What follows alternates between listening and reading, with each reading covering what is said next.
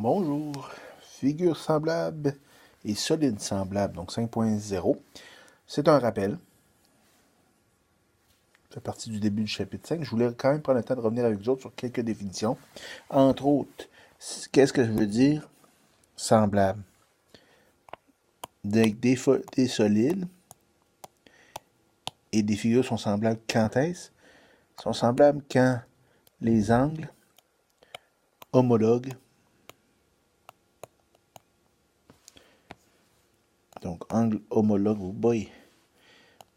Angles homologues sont isométriques.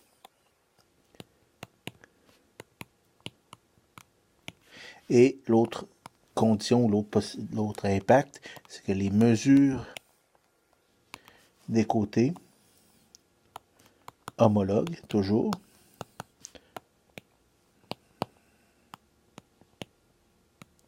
sont pas isométriques, mais proportionnelles.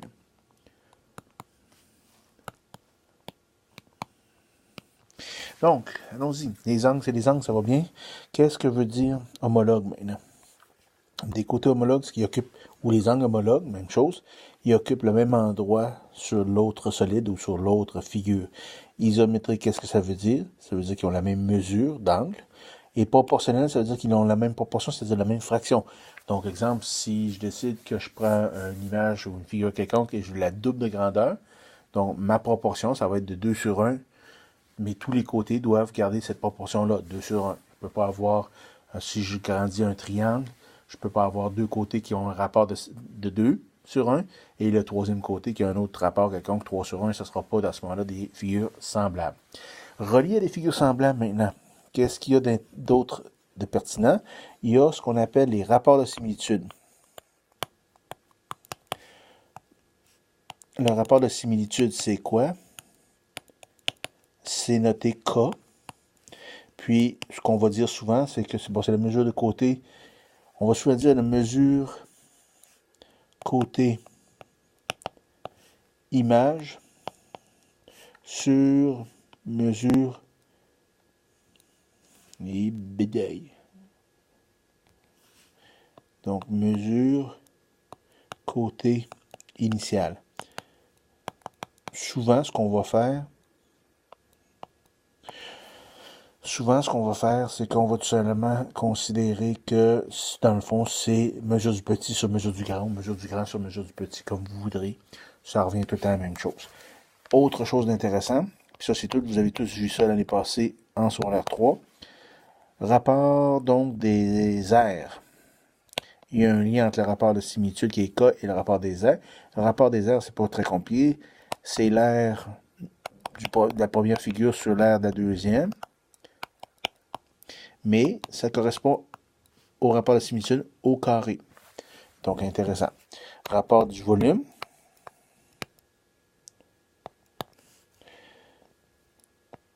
Donc rapport des volumes.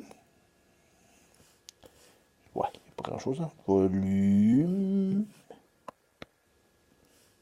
Donc rapport des volumes, c'est le volume d'une première forme ou figure sur le volume du deuxième solide. Puis ça, c'est K exposant 3. Qu'est-ce que ça veut dire? Je vais vous faire un exemple très rapide. Donc, exemple, merci. Si j'ai deux cylindres, en voici un beau cylindre, et voici le deuxième cylindre, qui est un peu plus petit d'après moi. Je vous donne le volume du petit comme étant 45 pi. Je vous donne la mesure du rayon du grand, qui est 10. Je vous donne le rayon du petit, qui est 3.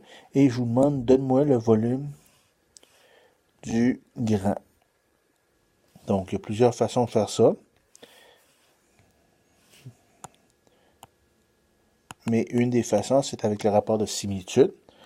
Donc, allons-y par plaisir toujours intense. Je sais que j'ai un rapport de similitude de côté. Alors, ça, il s'appelle K. Donc, grand sur petit, un des côtés que j'ai ici, c'est le rayon. Donc, c'est 10 grand sur petit.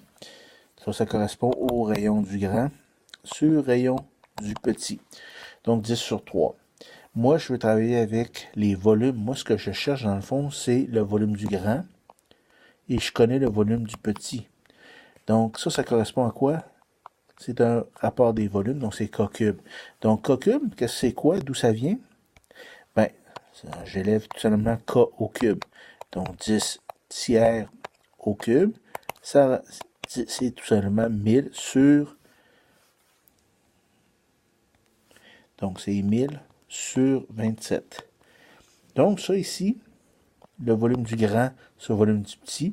Volume du grand, c'est ce que je cherche. Volume du petit, c'est 45 pi. Puis ça, c'est égal à 1000 sur 27. Une simple règle de 3. Donc, le volume du grand, c'est égal à 45 pi multiplié par 1000 divisé par 27. Donc, ça va me donner, une fois bien calculé, 5000 sur 3 pi.